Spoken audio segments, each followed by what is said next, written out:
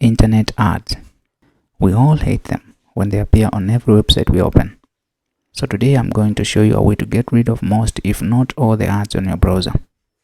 I will demonstrate this with 3 different browsers. We start with Firefox, then Chromium, and end with Opera browser. Now open Firefox and go to Settings. Go to Extensions and Themes and search for AdGuard. Select AdGuard Adblocker. Click Add to Firefox. Click Add and click OK. Now to configure, turn on the following knobs: block trackers, block social widgets, block phishing and malicious websites, block search ads and websites self-promotion. For Chromium-based browsers, the process is much simpler. Open your Chromium browser and go to Settings.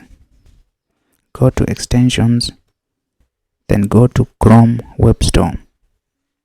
Search for AdGuard and click Add to Chrome.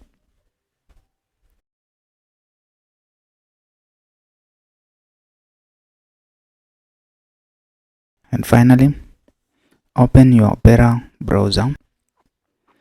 Click the Opera logo. Go to Extensions and click Get Extensions. Then search and install AdGuard.